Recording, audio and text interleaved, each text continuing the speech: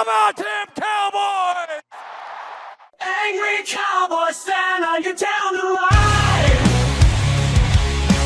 Angry Cowboys Fan, are you down to ride?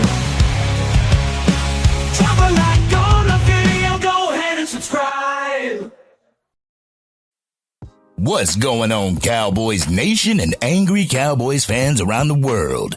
It's your man, the Angry Cowboys Fan, and this morning I am looking for answers, Angry Cowboys Fan family.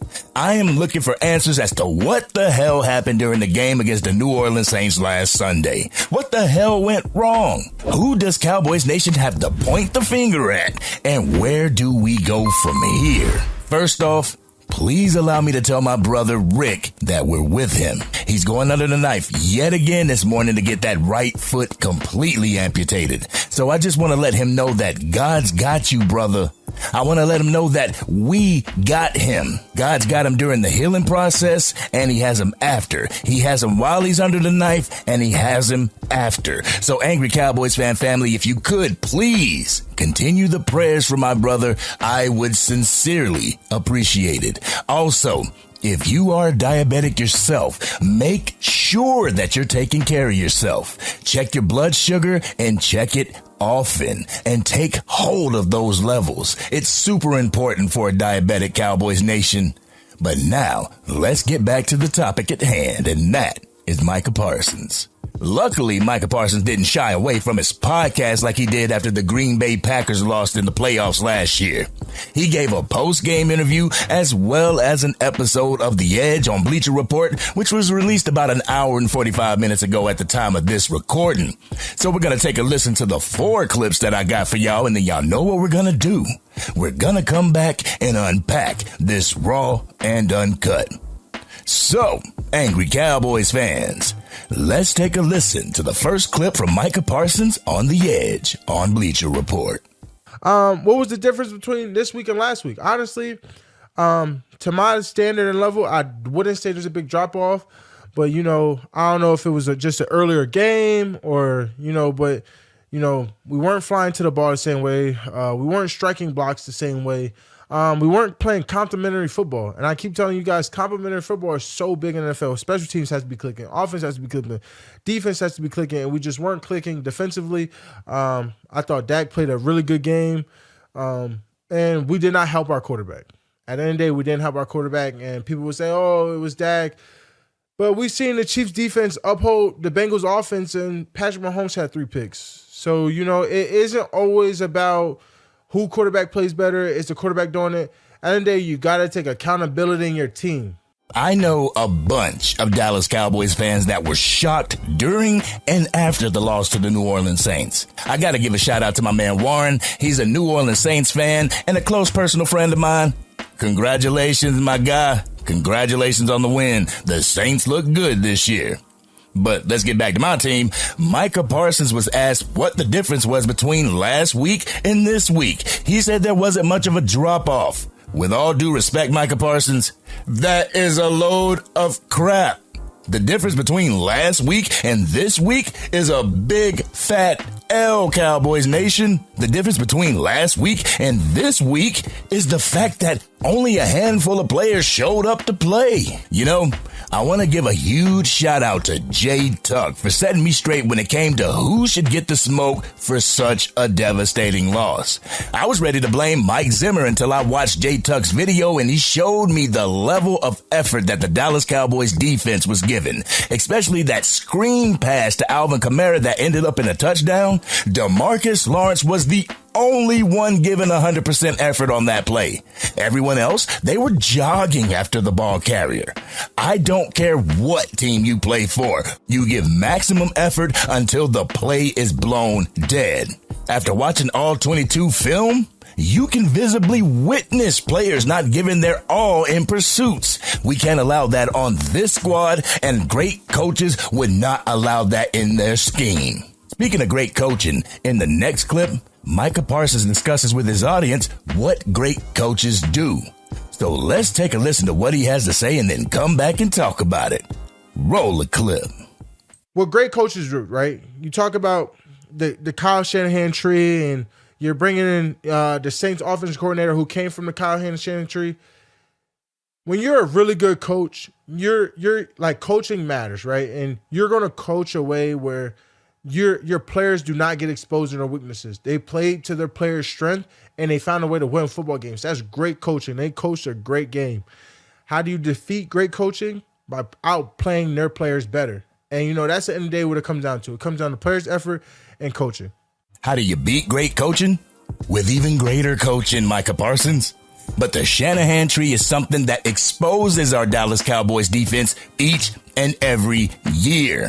For the past 4 years, the Dallas Cowboys have struggled against any coach that's blossomed from that Shanahan tree. This is one of the reasons why Mike Zimmer was even hired in the first place, to combat the coaching tree. I've seen a few fans talk about how we should stop talking about the Shanahan coaching tree, but if it wasn't a harsh reality, everyone wouldn't be mentioning it now. We can't shut up about it because it needs to be dealt with, Cowboys Nation. Being thrown off by extensive motion needs to be dealt with. This is not the last time that we're going to face a coach or a team who is coached by a descendant from the Shanahan tree. So I hope it's always brought up so we can figure out and not allow it to be our boogeyman yet again. But jumping quickly into the third clip, Micah Parsons defends Mike Zimmer in his scheme. So let's take a listen to that and come back and talk about it. Roll the clip. And I see a lot of criticism on my guy Mike Zimmer, and they're blaming him and his scheme, and it's his fault. At the end of the day, Mike Zimmer has nothing to do with this, right? Mike Zimmer could just call the calls. Yeah, and people are going to get this twisted all the time. Are you going to get caught? And are you going to get caught in a better call sometimes? Absolutely. That's football, right? You aren't always going to have the perfect call for every offensive call played for. Did we get caught in one of those? Yes. But throughout the game, it had nothing to do with the system. It has everything with the players. At the end of the day, right, you can run stretch 10 times straight, right? But if your players is getting off the ball, knocking their heads in, getting pushed back, you'll always keep falling forward. At one point, you got to say enough's enough. I'm going to fight back. And I just feel like we didn't do a great job at fighting back. And, that's everyone. There's not one particular person. There's not one particular group. It was everyone. We got to be better. You got to be thankful for these type of losses. You don't want them to happen. But it's the adversity. It's things that you want to face. You got to be thankful and say, this is a reality check, fellas. This is a reality check. It's time to face reality. We didn't play good. We're not as good as we thought we were. Obviously, in this particular subject. So how do we get better? That's the great part about this. We're blessed enough to go into this next week and prove that and accept that challenge. We aren't as good as we thought we were. Now let's get better. Let's own the mistakes that we made. Let's focus on the fundamentals and get better. I think Cowboys Nation, this is Micah Parsons trying to hold other players accountable when it comes to the defensive collective of the Dallas Cowboys. He said something that stuck out to me. We're not as good as we thought we were. I don't know if it's that or if it's y'all are not as good as the talking heads made your defense out to be. After that first game, they were talking about the Dallas Cowboys being Super Bowl contenders. That wasn't something the fans nor the players were saying. It was the media, the 3 and 4 letter networks. The problem comes when the players start to listen to the talking heads and they start to believe what they're hearing. To my female viewers, pardon the imagery, but the Dallas Cowboys fans, as well as the Dallas Cowboys defense, got caught smelling their own farts, and it came back to bite them in the ass against the New Orleans Saints. I'll talk about that more during my Raw and Uncut portion, so make sure you stick around for that. But in the last clip that I got for you, Micah Parsons talks about moving forward. So let's take a listen to the clip so we can come back and unpack this Raw and Uncut. So, Cowboys Nation, let's take a listen to Micah Parsons. The only positive I think so far is that we showed something on film that we could get fixed, right? We're blessed to see another day and that we're going to get better. Those are the only positive I think that could come out this tape, out the tape, what we saw in that room. And that's the only thing that I'm focused on. How can I get my team better? You have a great challenge this week. That's the thing with the NFL, right? You get 17 amazing opportunities to showcase your talents. Last week, we did not do a great job of showcasing our talents. We have to get better. I agree with you on that, Micah Parsons. Y'all got to get better. But I can't agree with you on everything. What y'all put on film was a blueprint on how opposing teams can beat the Dallas Cowboys defense. Once you beat the defense, the offense is no match. That's not Dak Prescott's fault. That's not CeeDee Lamb's fault, nor is that Brandon Cook's fault. It is the fault of the lack of complementary football, something I scream about during my pregame video. But y'all ready for my raw and uncut? Y'all ready? Let's get it. The Dallas Cowboys team has got to get it together, Cowboys Nation. One thing that I've said, and Micah Parsons said during this episode, is the fact that I'm glad that this type of ass-kicking happened at the beginning of the season. There's enough time to fix it and turn it around. But it's not just the players that take the field each week. It also has to do with the coaching as well as the ownership. As much as I thought the Dallas Cowboys would adopt a more physical approach on the defensive side of the ball, the New Orleans Saints was more physical and more ready to play than our own Dallas Cowboys were. I hear some players and content creators talking about the Dallas Cowboys playing at an earlier time. I'm sorry, but all of our games are not going to fall at 4:25 and 8:25 Eastern Standard Time, of course. You're going to have those games that open up at 1 p.m., and you're going to have to be prepared to face our opponents no matter what time we take the field. You know, I remember one of my homies telling me something that I can never forget. You know, we were playing 5-on-5 basketball, full court. He passed me the ball, and instead of driving to the basket to get the easy 2 points, I shot a three-pointer and missed. Running back down the court, I was giving reasons and excuses why I missed the shot.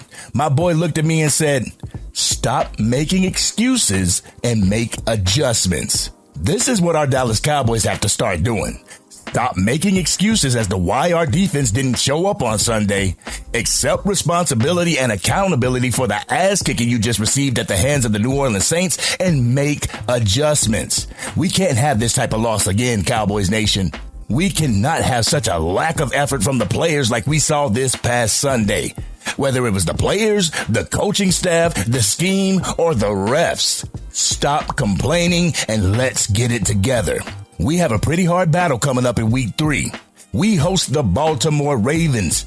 Don't get their record twisted. They're coming to AT&T Stadium looking to get their first win of the season. We can't have them, or any other team for that matter, looking at their schedule, marking down the Dallas Cowboys as an easy win. We have to put that fear in their hearts again, Cowboys Nation. The thing is, will we be able to do so with the squad that we currently have? Earlier in the video, I said that the Dallas Cowboys fans and players have to stop smelling their own farts and get it together, and I truly mean it. Stop listening to the talking heads. Stop listening to the talking heads when they say after one game that the Dallas Cowboys are a Super Bowl contender. Stop listening to the talking heads when they compare you, Micah Parsons, to an NFL legend like LT. Stop listening to the media. They've been known to build Cowboys Nation up only to tear them down. It doesn't stop with the fans. They do this to the players as well. It's time to cut off all the noise and just focus on football. It's time to shut out all the rhetoric and comparisons and show us on the field. Show the NFL that the Dallas Cowboys mean business. Show the fans that this past game was a fluke and a loss like that will never happen again. The Dallas Cowboys have an opportunity to correct the mistake and go out there and beat the Baltimore Ravens this Sunday. They have the opportunity to go out there and prove themselves right. Remember, Angry Cowboys fan family, it's not about proving others wrong. It's about proving yourself right. No one knows what this team has better than the players and the coaches on this team. They know what this team is capable of, and it's about damn time that we go out there and show them what the 2024 Dallas Cowboys are made of. So, Micah Parsons, thank you for getting on your podcast and discussing what the hell happened during the Saints game last Sunday. Thank you for your perspective when it comes to where everything went wrong during that game. Today, we can look back on the game and correct everything that went wrong because from tomorrow until Sunday, it's not about the New Orleans Saints.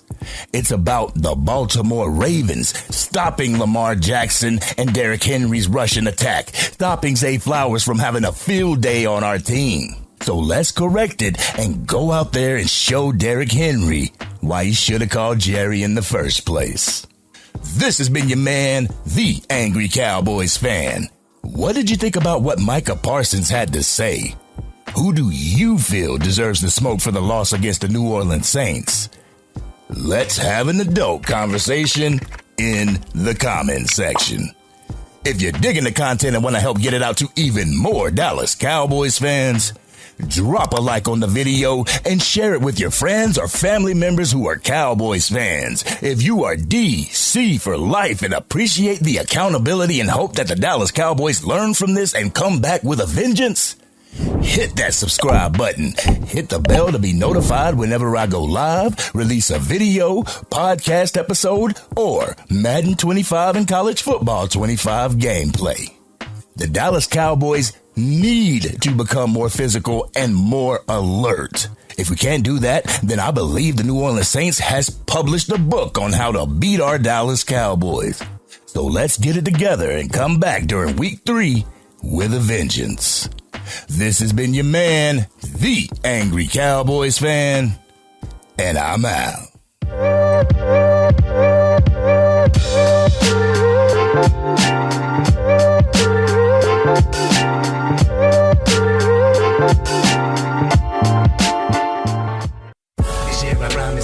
Dang, Angry Cowboys fan, you done made it through the entire video. But if you want more content, you can definitely go to this video right here. Or if you want the latest episode of the Angry Cowboys Fan podcast, you can go right here. But whatever you do, like, share, and subscribe to the channel, but remain DC for life.